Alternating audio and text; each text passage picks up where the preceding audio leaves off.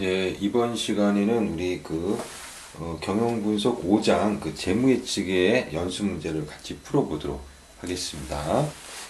1번을 보니까 2011년부터 해가지고요, 2015년까지 연평균 매출액 증분을 매출액에 반영하는 외사법, 예, 그 외사법을 이용해서 그 매출액 예측치를 구해라고 했는데, 그 외사법이라고 하는 것은요, 그 추세선의 기울기를 구해가지고 예측을 하는 겁니다.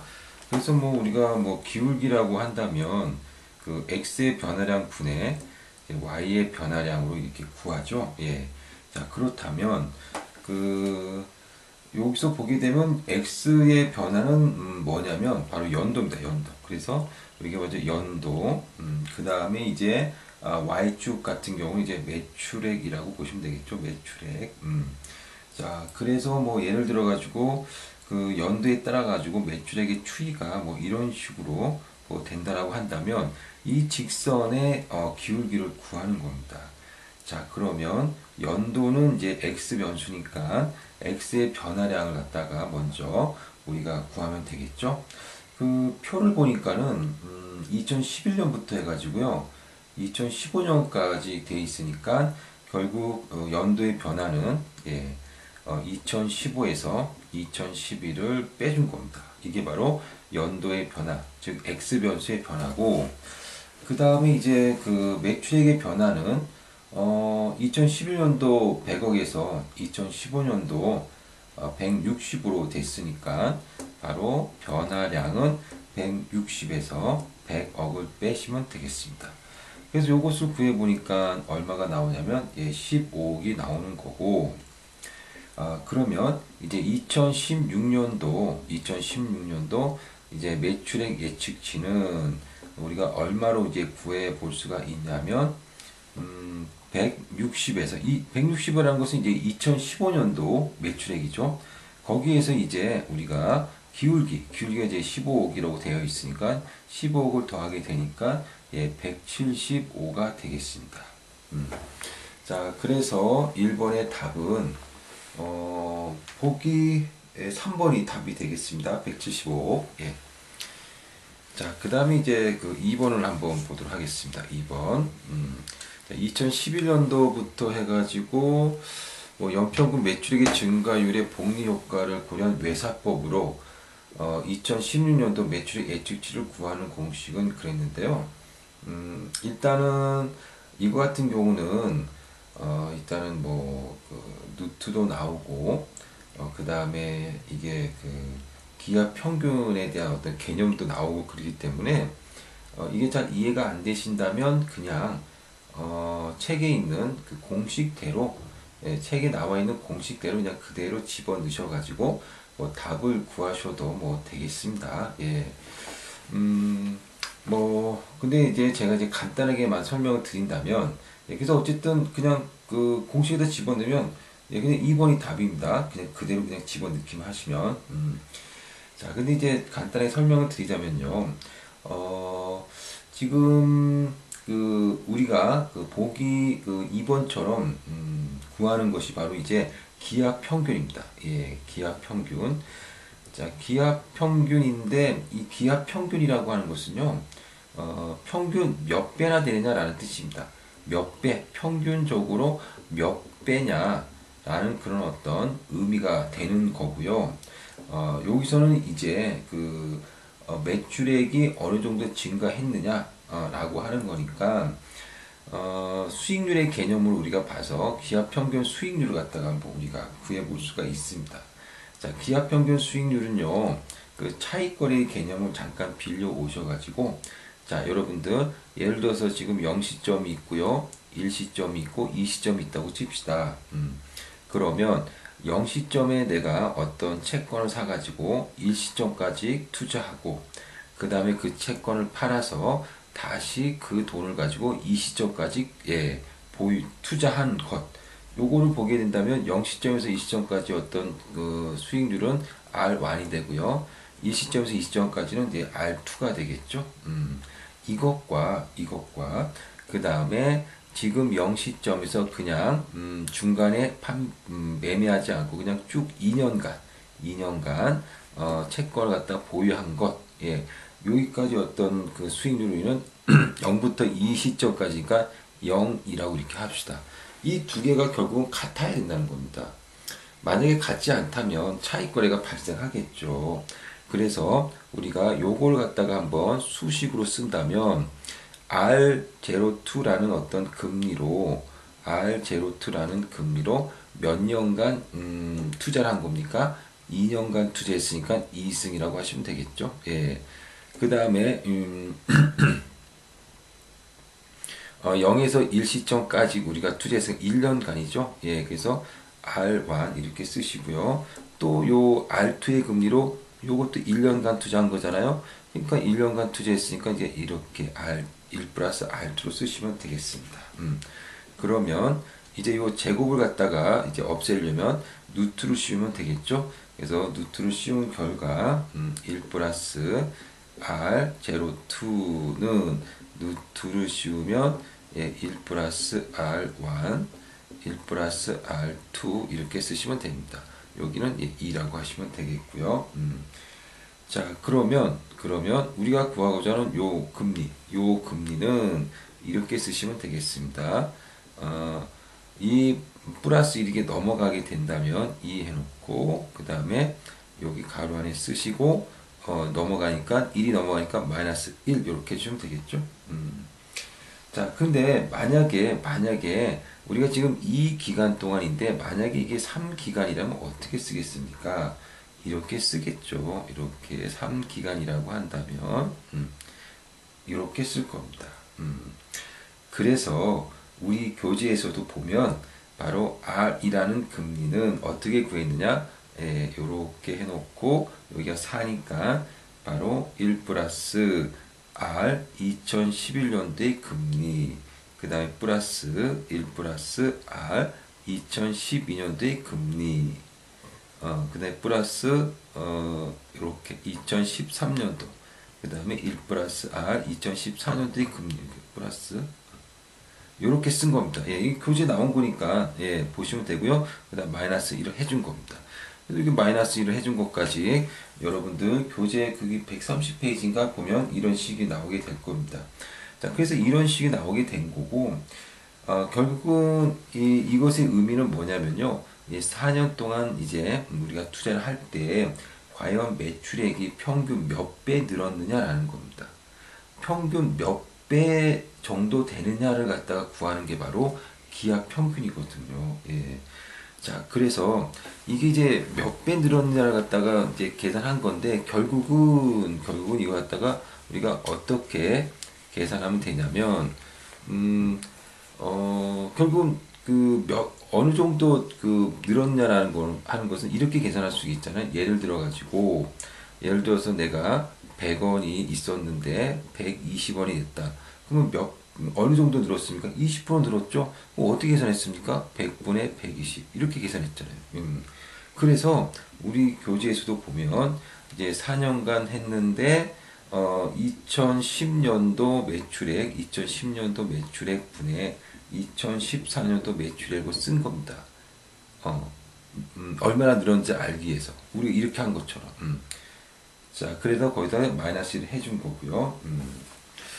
자, 그렇다면 이렇게 우리가 기업 평균 수익률을 구할 수 있었고요. 교재에서도 이런 식이 나온다는 것을 우리가 알 수가 있습니다.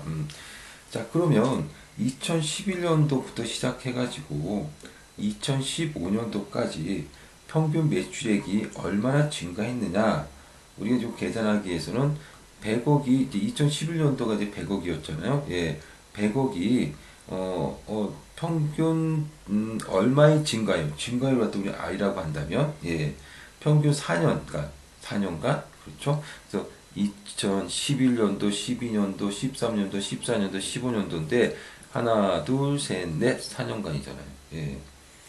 자, 그래서 4년간 했더니 2015년도에 얼마가 됐다고요? 160억이 됐잖아요. 자, 그래서 이걸 갖다가 이제 1 플러스 R에 4승은 냅두고 100이 넘어가면 100분의 160이 되는 겁니다. 그런 다음에 이제 R을 갖다가 어떻게 계산하냐? 바로 우리가 요구한 것처럼 4승 해놓고 100분의 160 해놓고 마이너스 1 해주시면 되는 거죠. 근데 이제 그 R을 구했다는 겁니다. 이렇게. 그러면 2016년도 매출의 예측치를 우리가 구해야 되겠죠. 2016년도로 갖다가 예측치를 구해야 된다라는 겁니다. 자, 그렇다면 2016년도 예측치는 2015년도에 매출액이 160이었고 그 다음에 평균 R만큼 증가했으니 이렇게 하시면 되는 거고요. 따라서 160 곱하기 1 플러스 R이 뭡니까? R이 요거잖아요. 요거. 자, 그래서 요 R을 이렇게 쓰시면 4승 해놓고 100분의 160 마이너스 1. 근데 플러스 1과 마이너스 1은 없어지겠죠? 그러면 160 곱하기 100분의 160 이렇게 쓰시면 되는 겁니다. 자, 그래서 이제 그 2번의 답이 이제 보기 2번이 되는 거죠. 자, 그래서 이렇게 우리가 이야기를 같이 해봤고요. 이제 3번 보도록 하겠습니다. 3번. 매출액 백분율법에 의한 재무 예측에서 틀린 내용은 그랬습니다.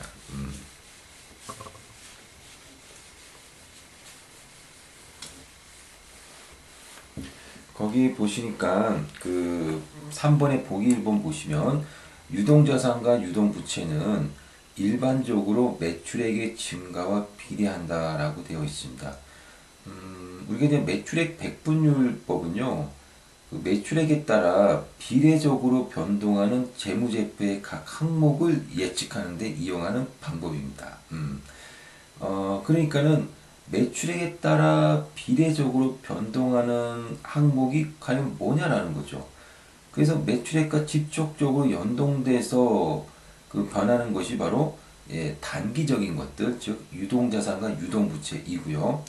매출액과는 뭐 직접적으로 관련이 없는 것들은 이제 그 좀 장기적인 거, 비유동 자산과 비유동 부채라고도 볼 수가 있습니다. 자, 그래서 보기 1번 보니까 유동 자산과 유동 부채는 일반적으로 매출액 증가 비례한다라고 했으니까 맞는 내용입니다. 자, 2번 보시면 자산 증가분과 유동 부채 증가분의 차이가 소요 자금이다라는 건데 여러분들 우리가 미래의 어떤 수익을 위해서는 당연히 이제 투자를 해야죠. 투자를 해야 됩니다. 자, 그럼 투자를 했습니다. 투자를 하게 되면 당연히 자산이 증가하겠죠. 그러면 자산 증가분만큼 바로 소요 자금이 되는 겁니다. 소요 자금은 바로 자산 증가분만큼 되는 거라고 보시면 됩니다. 자, 예를 들어서 만약에 우리가 이제 가지고 있는 자산이 1억이 있다고 칩시다. 근데 이 상태에서 이제 냉장고를 갖다가 투자했습니다. 냉장고. 그러면 200만 원이 들어가는 거면 냉장고 200만 원짜리. 그러면 냉장고 200만 원짜리 투자하니까 자산은 1억에서 1억 200만 원으로 증가하겠죠. 자, 그러면 이렇게 자산이 1억에서 1억 200만 원이 증가하려면 소요 자금이 필요하겠죠. 냉장고를 살 돈이 들어간다는 겁니다. 자, 그럼 자산이 이만큼, 자산이 증가한 것만큼 소요 자금이 소요되겠죠. 그래서 소요 자금은 자산 증가분이다라고 이렇게 이야기를 할 수가 있다라는 겁니다. 자, 그런데 냉장고를 갖다가 200만 원짜리 사는데 예를 들어 가지고 이제 이런 경우 예를 들어서 아버지께서 정기적으로 100만 원을 벌어오신다고 한다면 100만 원 일단 들어오는 거니까 그냥 자산 증가분만큼 소유자가 필요한 게 아니라 100만 원 일단 들어오는 거니까 거기에서 아버지가 벌어온 것만큼 빼주면 된다는 겁니다. 이거와 마찬가지로 기업에서도요, 영업 활동을 통해 가지고 그냥 자연스럽게 조달되는 것이 있다는 겁니다. 그리고 어떤 것들이 있느냐? 대표적으로 이제 유동부채가 발생하게 되면 자금이 조달된다라고 보시면 돼요. 유동부채라고 하는 것은 매입 채무나 미지급 비용 같은 거잖아요. 그래서 매입 채무 같은 경우는 외상으로 그냥 갖고 오는 겁니다. 그럼 돈을 지불 안 해도 자산이 증가한 겁니다.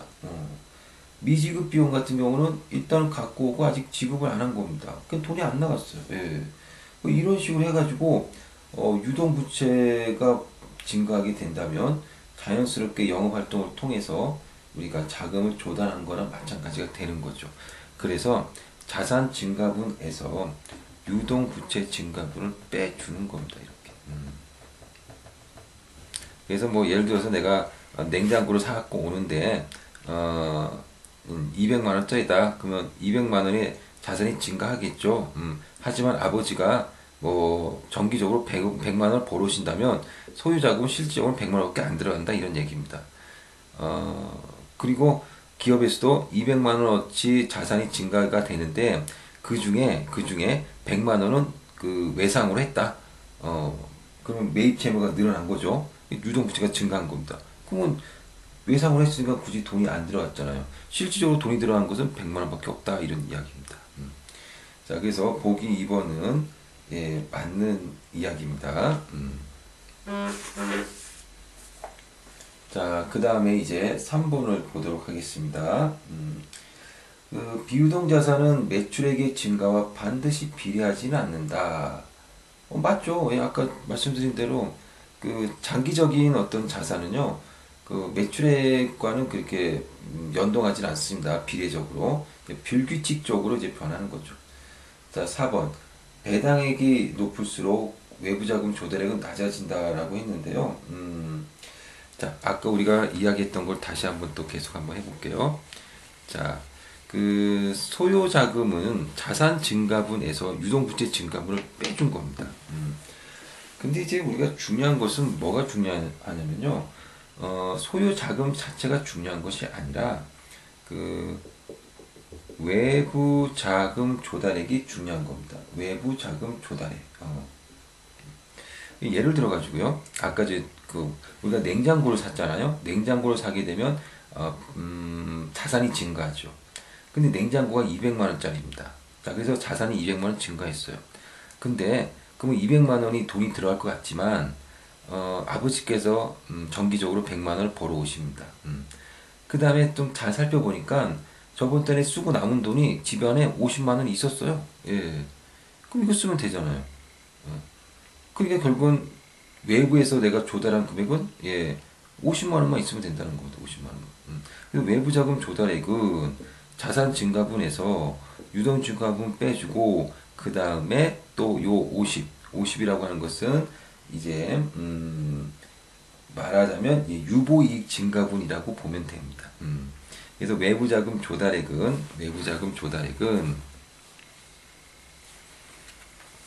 자산 증가분에서 유동부채 증가분을 빼주고 그 다음에 또 뭘 빼주냐면 유보이익 증가분을 빼주는 겁니다. 유보이익이라고 하는 것은 우리가 이익이 나잖아요. 이익이 나면 배당을 주겠죠. 그래서 배당 주고 남은 겁니다. 배당 주고 남은 거. 예. 그래서 이 배당 주고 남은 것은 이제 우리가 기업 내부의 유보가 되고 그래서 이것을 이용해 가지고 우리가 투자를 할 수가 있잖아요. 그래서 결국 내부에서 조달되는 거라는 겁니다. 자, 그래서 외부 자금 조달액은 이렇게 써진다는 거 꼭 기억하시길 바라겠습니다. 자, 그렇다면 보기 4번을 볼게요. 배당액이 높을수록 외부 자금 조달액은 낮아진다라고 했는데 배당액이 높아진다라고 합시다. 자, 배당이 증가합니다. 배당이 많아지면 유보이익은 어떻게 될까요? 당연히 떨어지겠죠. 예. 배당이 증가하면 그만큼 기업 내부에 남는 돈은 작아지니까 그런 거죠.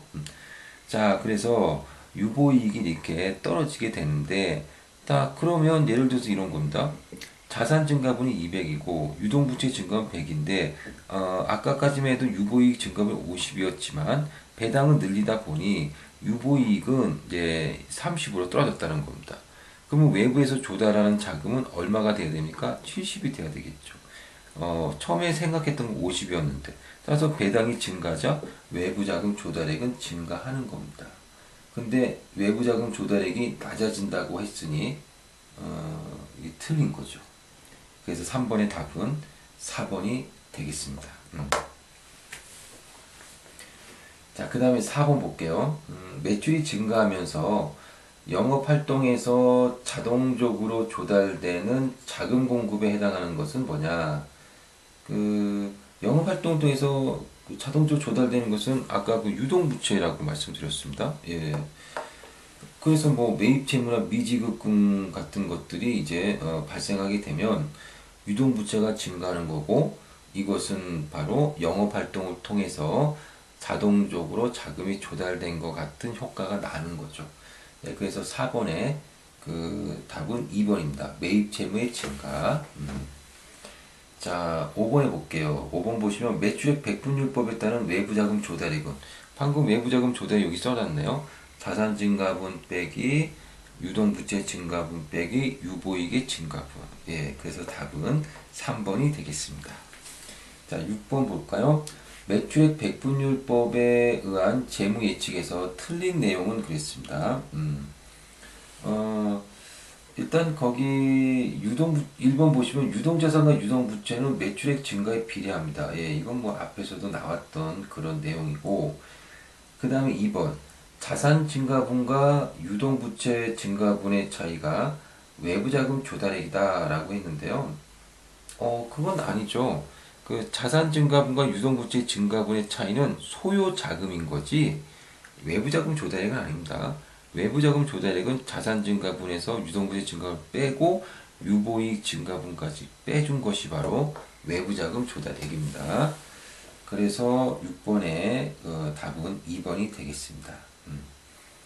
7번 보시면 그 재무예측에서 시계열 예측 분석의 기초가 되는 가장 간단한 예비적인 분석 방법으로 시계열 그래프의 추세선의 기울기를 적용하여 예측하는 방법은 이건 이제 외사법입니다. 그 7번의 답은 3번입니다. 예. 그래서 뭐 추세선의 기울기를 이용해 가지고 우리가 미래를 예측하는 것은 이제 외사법이라고 이렇게 이야기하죠. 자, 8번 볼까요?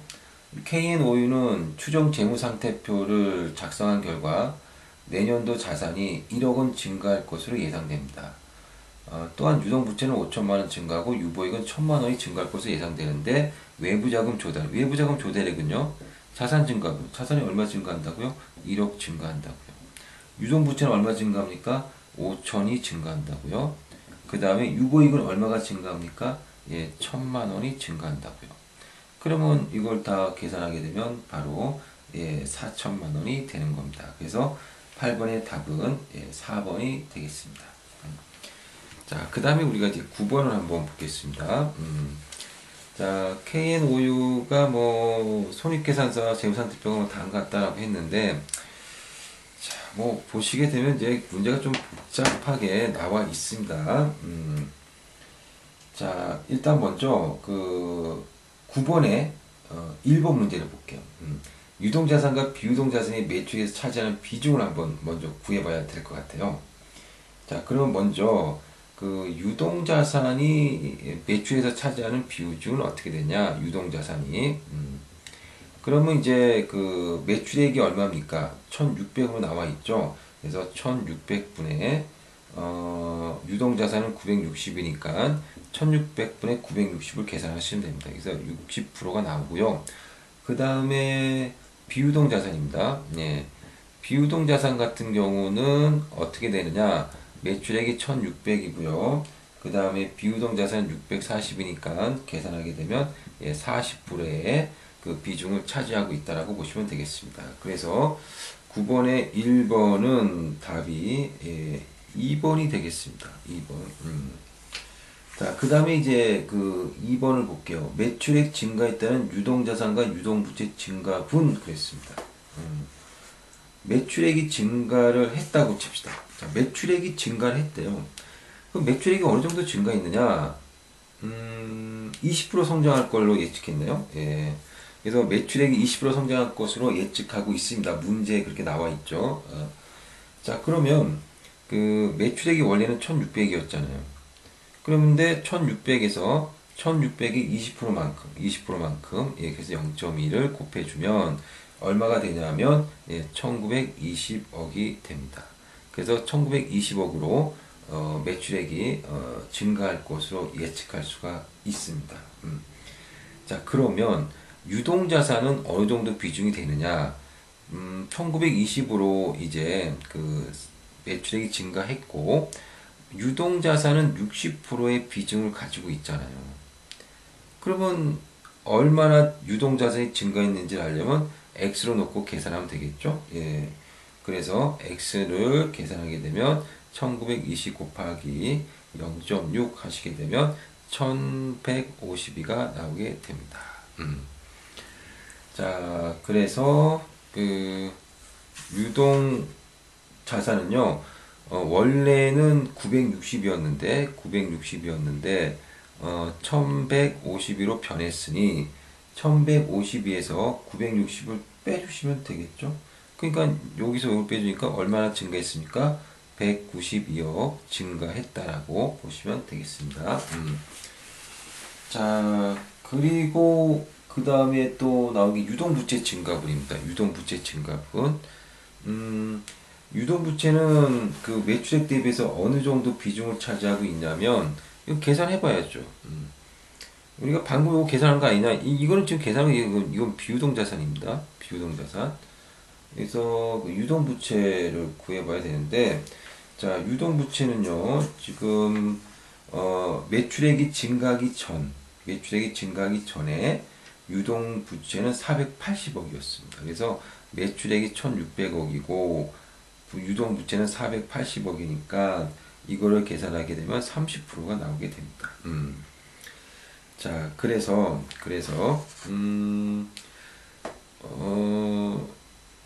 그렇다면 이제 30%의 비중을 갖고 있다라고 보시면 되겠죠. 30%의 비중을. 그렇다면은 이제 매출액이 이제 그 1920으로 증가했다고 되어 있잖아요.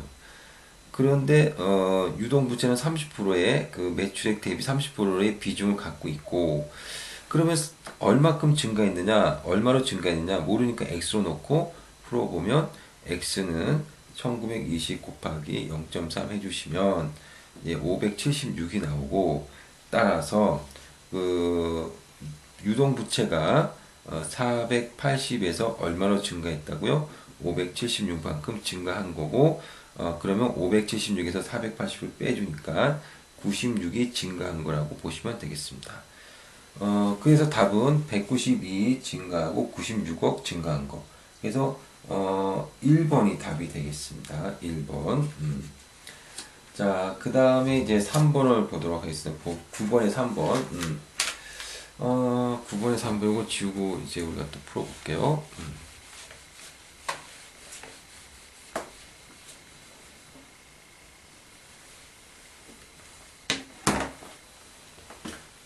K오이가 2015년도 목표 매출액 순이익률과 배당 성향은 2014년도 수준으로 계획한다면 외부 자금 조달액은 어떻게 되겠느냐라는 겁니다. 일단 우리가 그 배당 성향이 얼마인지를 좀 알아야 되겠네요. 그 앞에 그 문제에서 보니까 2014년도에 16억의 배당을 지급했다고 나와 있습니다. 근데 당기 순이익은 32억인데 이 중에서 16억을 배당을 했으니 50%를 배당했네요. 그래서 배당 성향은 50%라고 보시면 되겠습니다. 매출액 순이익률도 구해봐야 되겠네요. 매출액이 지금 1600억인데 1600 중에서 당기 순이익은 32억으로 되어 있습니다. 그럼 이걸 갖다가 우리가 계산하면 되겠죠? 그래서 1600분의 32 하게 되면 이게 이제 2%가 나오게 됩니다. 그래서 그 매출액 순이익률은 2%다 이렇게 보시면 되겠습니다. 그래서 이게 유지가 된다라는 겁니다. 자, 그러면 외부 자금 조달액은 얼마가 돼야 되느냐라는 건데요. 자, 외부 자금 조달액 EFN은 자산 증가분 빼기 유동부채 증가분, 그 다음에 유보이익 증가분. 자, 이게 바로 이제 그 외부 자금 조달액입니다. 자, 자산은 얼마나 증가했나요? 그러고 보니까 우리가 그 2번에서 자산이 192억 증가한 걸로 우리가 구했죠. 그래서 거기 보면 나오죠. 192억. 예. 유동부채는 얼마나 증가했나요? 이것도 우리가 방금 2번에서 구했잖아요. 96억 증가했습니다. 그럼 유보이익 증가만 구해보면 되겠네요. 자, 그럼 유보이익은 어떻게 돼 있느냐? 자, 우리가 아까 방금 전에 매출액 순이익률이 2%라고 돼 있잖아요. 매출액 대비 순이익이. 그러면 지금 매출액이 1600에서 1920으로 증가를 했지 않습니까? 그러면 1920에 그 2% 정도가 바로 순이익으로 나타난다는 건데, 그건 2%니까 0.01을 곱하면 되겠죠? 그래서 이거 1920 곱하기 0.01 해주게 되면 바로 이제 38.4억이 나오게 됩니다. 자, 38.4억이 나오게 되고, 배당 성향이 50%니까 38.4억에서 2로 나누면 이게 얼마가 되냐면 19.2억이 나옵니다. 그래서 19.2억을 배당 주고 그 다음에 또 19.2억은 유보이익으로 남기겠죠. 예.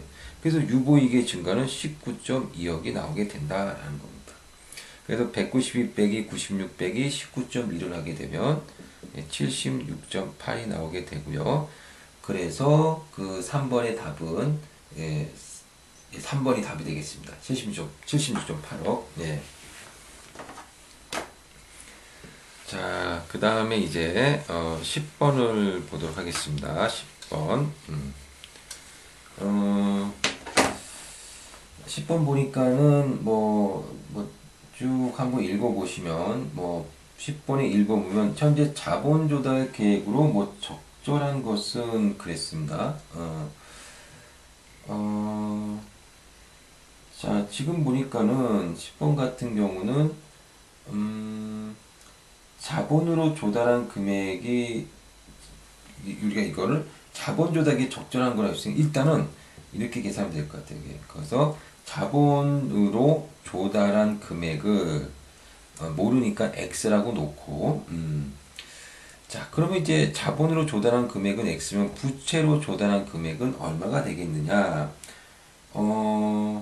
거기 보시게 되면 뭐가 나오냐면 500억 우리 외부 필요 자금 중에서 자본으로 조달되는 금액을 이제 X라고 한다면 외부 자금 조달 중에서 자본으로 조달된 금액 X라고 한다면 부채로 조달되는 금액은 500-X로 이렇게 쓰시면 된다라는 겁니다. 그 문제를 읽어보시게 되면 KNO의 부채는 1000억 원이고 자본은 800억이고 외부 필요 자금은 500억으로 추정이 되어 있잖아요. 예. 그래서 외부에서 조달하는 자금이 이제 500억인데 그 중에서 자본으로 조달되는 금액을 X라고 놓는다면 500억 중에서 부채로 조달하는 것은 500 빼기 X라고 쓸 수가 있다. 이런 이야기입니다. 예. 자, 그래서 이제 보기 1번을 보시면 그 문제 1번 보면 현재 자본 조달 계획으로 적절한 것은 그렇게 나와 있거든요. 예. 이렇게 나와 있는데 거기 보시면 봅시다.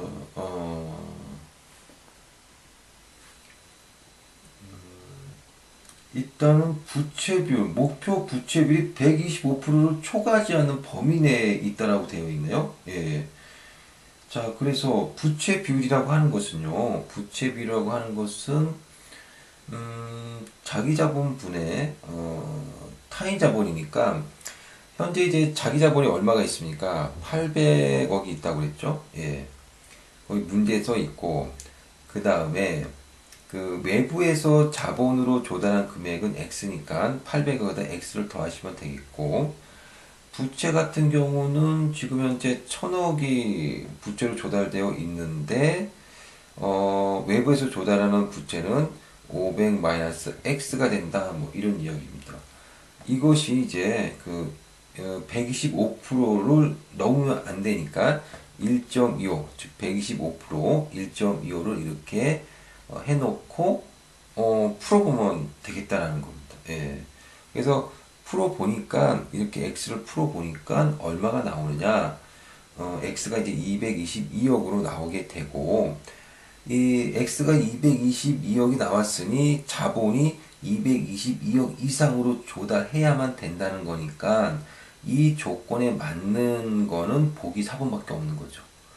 4번에 보니까 자본이 250억이고 222억을 넘는 것은 보기 4번밖에 없으니까 4번이 답이라고 보시면 되겠습니다.